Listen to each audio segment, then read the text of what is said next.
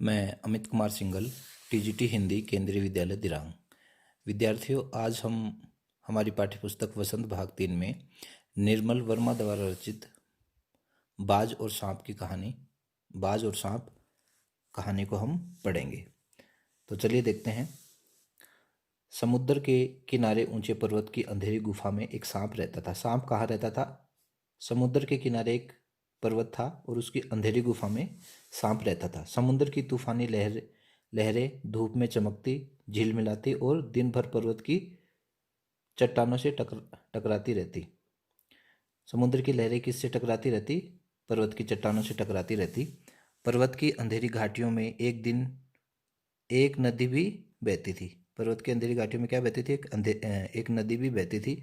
अपने रास्ते पर बिखरे पत्थरों को तोड़ती, शोर मचाती हुई यह नदी बड़े जोर से समुद्र की ओर लपकती जाती थी। जिस जगह पर नदी और समुद्र का मिलाप होता, वहां लहरें दूध के झाग से सफ़ेद दिखाई देती। जहाँ नदी और समुद्र मिलता, वहां जगह कैसी दिखाई देती? दूध के झाग सी सफ़ेद दिखाई देती। अपनी गुफा में बैठा हुआ सांप सब कुछ देखा करता। लहरों का गर्जन, गर्जन एंड गूंजना, आकाश में छिपती हुई पहाड़ियाँ, टेढ़ी मेढ़ी बल खाती हुई नदी के गुस्से से भरी आवाज़ें। वह मन ही मन खुश होता था कि इस गर्जन तर्जन के होते हुए भी वह सुखी और सुरक्षित है। मन ही मन कौन खुश होता? सांप। क्यों खुश होता? कि वह यहाँ सुरक्षित है। कोई उसे दुख नहीं दे सकता। सबसे अलग, सबसे दूर वह अपनी गुफा का स्वामी है। न किसी से लेना, न किसी से देना। दुनिया की भागदौड़, छीना झपटी से वह दूर है। सांप के लिए यह सबसे बड़ा सुख था। सांप के लिए सबसे बड़ा सुख क्या था? क्योंकि वह न किसी से लेना, न किसी से देना। वह अपनी गुफा का मालिक था और न उसे कोई परेशान करने वाला था। अपनी दुनिया में मस्त था। एक दिन एकाएक यानी अचानक, आकाश में उड़ता हुआ खून से लथपथ एक बाज सांप की उस गुफा में आ गिरा। उसकी छाती पर कितने ही जख्मों के निशान थे। किसके? बाज की छाती के निशान पे।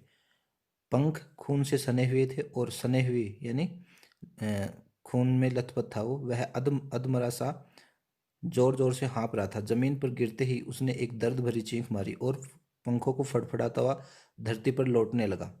डर से सांप अपने कोने में सिकुड़ गया, किंतु दूसरे क्षण उसने सांप भांप लिया कि बाज जीवन के अंतिम सांसें गिन रहा है। सांप ने क्या भांप लिया, क्या अंदाजा लगा लिया कि जो बाज है वो मरने वाला है, अपने जीवन के अंतिम सांसें गिन रहा है और उससे डरना बेकार है। यह सोचकर उसकी हिम्मत बंधी और वह रेंगता हुआ घायल पक्षी के पास जा पहुंचा। उसकी तरफ कुछ देर तक देखता रहा, फिर मन ही मन खुश होता हुआ बोला, कौन? सांप। क्यों भाई, इतनी जल्दी मरने की तैयारी कर ली? बाज ने एक लंबी आह भरी। ऐसा ही दिखता है कि आखिरी घड़ी आ पहुंची है, लेकिन मुझे कोई शिकायत नहीं। मेरी जिंदगी भी बहुत खूब रही भाई, जी भरकर उसे भोगा। जब तक शरीर में ताकत रही, कोई सुख ऐसा नहीं बचा जिसे न भोगा हो।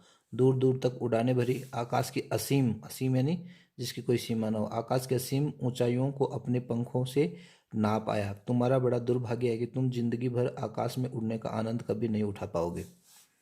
सांप बोला, आकाश? आकाश को लेकर क्या मैं चाटूंगा?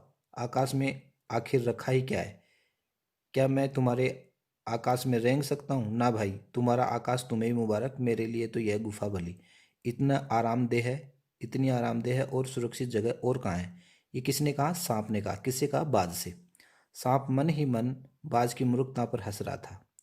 सांप मन ही मन किसकी मूर्खता पे हंस रहा था? बाज की मूर्खता पर। वह सोचने लगा कि आखिर उड़ने और रेंगने के बीच कौन सा भारी अंतर है। अंत में तो सबके भाग्य में मरना ही लिखा है। शरीर मिट्टी का है, मिट्टी में ही मिल जाएगा। अचानक बाज ने अपना झुका हुआ सिर ऊपर उठाया और उसकी दृष्टि सांप की गुफा के चारों ओर घूमने लगी। चट्टानों से पड़ी दरारों में पानी घुस गुफा में टपक रहा था। सीलन और अंधेरे में डूबी गुफा में एक भयानक दुर्गंध फैली हुई थी, मानो कोई चीज वर्षों से पड़ी पड़ी सड़ गई हो। गुफा में क्या है? दुर्गंध आ रही थी, मानो कोई चीज सड़ गई हो। बाज के मुंह में एक बड़ी जोर की करुण चीख फूट पड़ी। आ, काश मैं सिर्फ एक बार आकाश में उड़ पाता। बाज की ऐसी करुण चीख सुनकर सांप कुछ सिटपिटा सा गया। एक क्षण के लिए उसके मन में आकाश के प्रति इच्छा पैदा हो गई कि जिसके वियोग में बाज इतना व्याकुल होकर छटपटा रहा है। उसने बाज से कहा, यदि तुम्हें स्वतंत्रता इतनी प्यारी है तो इस चट्टान के किनारे से ऊपर क्यों नहीं उड़ जाने की कोशिश करते हो सकता है कि तुम्हारे पैरों में अभी तक ताकत बाकी हो और तुम आकाश में उड़ सको।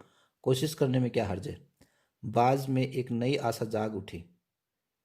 वह दूने यानी दुगने उत्साह से अपने घायल शरीर को घसीटता हुआ चट्टान के किनारे तक खींच लाया।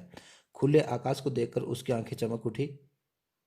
उसने एक गहरी लंबी सांस ली और अपने पंख फैलाकर हवा में कूद पड़ा। कौन? बाज। सांप ने क्या कहा कि अगर तुम इतने व्याकुल हो उड़ने के लिए तो तुम्हारे पंखों में जान बची होगी, तुम उड़ने की कोशिश क्यों नहीं करते?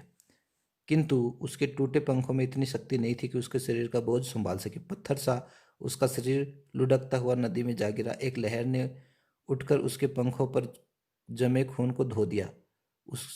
उसके थके मांदे शरीर को सफ़ेद फैन से ढक दिया, फिर अपनी गोद में समेटकर उसे अपने साथ साथ सागर की ओर ले चली। लहरें चट्टानों पर सिर धुनने लगी, मानो बाज की मृत्यु पर आंसू बहा रही हो। धीरे धीरे समुद्र के असीम विस्तार में बाज आंखों से ओझल हो गया। इसको ओझल हो गया, ओझल होना यानी गायब होना। उसको कौन देख रहा था? सांप देख रहा था। और वो क्या है? नदी में जा गिरा था और नदी से क्या हो गया था? समुद्र में ओझल हो गया था। चट्टान की खोखल में बैठा हुआ सांप बड़ी देर तक बाज की मृत्यु और आकाश के लिए उसके प्रेम के विषय में सोचता रहा। कौन सोचता रहा? सांप। आकाश की असीम शून्यता में ऐसा क्या आकर्षण छिपा है जिसके लिए बाज ने अपने प्राण गंवा दिए? वह खुद तो मर गया, लेकिन मेरे दिल का चैन अपने साथ ले गया। न जाने आकाश में क्या खजाना रखा है। ऐसा कौन सोच रहा है? सांप। एक बार तो मैं भी वहां जाकर उसके रहस्य का पता लगाऊंगा, चाहे कुछ देर के लिए ही हो। कम से कम उस आकाश का स्वाद तो चख लूंगा। यह कहकर सांप ने अपने शरीर को सिकोड़ा और रेंग कर अपने को आकाश की शून्यता में छोड़ दिया।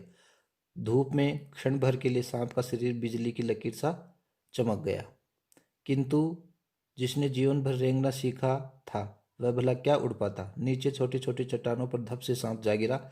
ईश्वर की कृपा से बेचारा बच गया, नहीं तो मरने में क्या कसर बाकी थी। सांप हंसते हुए कहने लगा, सो उड़ने का यही आनंद है। भर पाया मैं तो। पक्षी भी कितने मूर्ख हैं, धरती के सुख से अनजान रहकर आकाश की ऊंचाइयों को नापना चाहते हैं। किंतु अब मैंने जान लिया कि आकाश में कुछ नहीं रखा, केवल ढेर सी रोशनी के सिवा वहां कुछ नहीं है। शरीर को संभालने के लिए कोई स्थान नहीं है, कोई सहारा नहीं है। फिर वे पक्षी किस बूते पर इतनी डींग हाँकते हैं? डींग हाँकना यानी अपनी बड़ाई करना। किसके लिए धरती के प्राणियों को इतना छोटा समझते हैं? अब मैं कभी धोखा नहीं खाऊंगा। मैंने आकाश देख लिया है और खूब देख लिया। बाज तो बड़ी बड़ी बातें बनाता था, आकाश के गुण गाते थकता नहीं था। उसकी बातों में आकर मैं आकाश में कूदा था। ईश्वर भला करे, मरते मरते बच गया। अब तो मेरी यह बात और भी पक्की हो गई है कि अपनी खोखल से बड़ा सुख और कहीं नहीं है। धरती पर रेंग लेता हूँ, मेरे लिए यह बहुत कुछ है। मुझे आकाश की अवस्था में से क्या लेना देना। न वहाँ छत है, न दीवारें हैं, न रेंगने के लिए जमीन है। मेरे तो सिर चकराने लगा है, दिल कांप कांप जाता है, यानी डर जाता है। अपने प्राणों को खतरे में डालना कहाँ की चतुराई है। ये कौन कह रहा है? सांप कह रहा है। जबकि पक्षियों की प्रकृति में और सांप की प्रकृति में अंतर होता है। पक्षी उड़ते हैं और उन्हें उड़े बिना चैन नहीं आता है। और ये सांप उल्टा ये कह रहा है कि भाई आकाश तुम्हें मुबारक हो, आकाश में ऐसा कुछ नहीं रखा। पक्षी बिना फालतू में ही डींग हाँकते रहते हैं, जबकि ऐसा कुछ नहीं है। आकाश में धूप के अलावा कुछ भी नहीं है। सांप सोचने लगा कि बाज अभागा था, जिसने आकाश की आज़ादी को प्राप्त करने में अपने प्राणों की बाजी लगा दी। किंतु कुछ देर बाद, देखो प्राण क्या है? बहुवचन है। किंतु कुछ देर बाद सांप के आश्चर्य का ठिकाना नहीं रहा। उसने सुना चट्टानों के नीचे से एक मधुर रहस्यमय गीत की आवाज उठ रही थी। किसके आश्चर्य का ठिकाना नहीं रहा? सांप के आश्चर्य का ठिकाना नहीं रहा। उसने क्या सुना? चट्टानों के नीचे से एक मधुर रहस्यमय गीत की आवाज उठ रही थी। पहले उसे अपने कानों पर विश्वास नहीं हुआ, किंतु कुछ देर बाद गीत के स्वर अधिक साफ सुनाई देने लगे। वह अपनी गुफा से बाहर आया और चट्टान से नीचे झांकने लगा।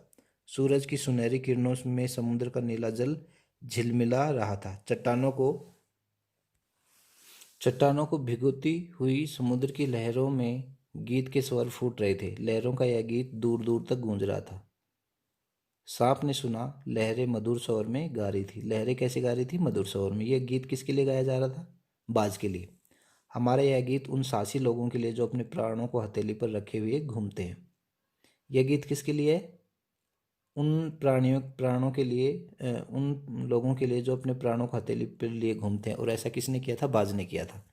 चतुर वही है जो प्राणों की बाजी लगाकर जिंदगी के हर खतरे को बहादुरी का सामना करे। और बाज ने भी ऐसा किया था, अपने प्राणों की बाजी लगा दी थी आकाश में उड़ने के लिए। और निडर बाज, शत्रुओं से लड़ते हुए तुमने अपना कीमती रक्त बहाया। रक्त यानी खून।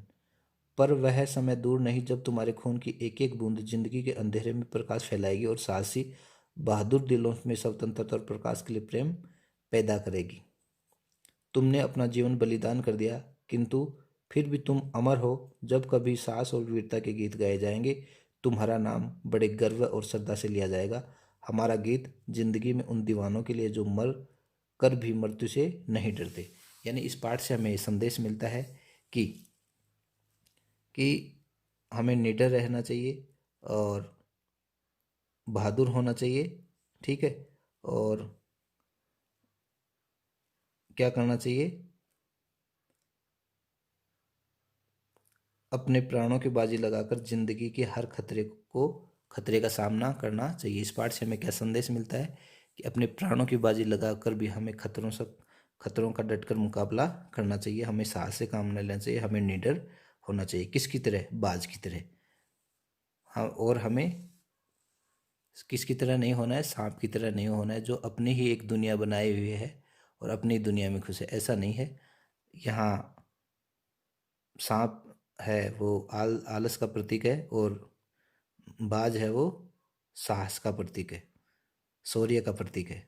तो प्रिय विद्यार्थियों, आज ये अपना पाठ था। अगले वीडियो में हम अगला पाठ पढ़ेंगे। तब तक के लिए नमस्कार।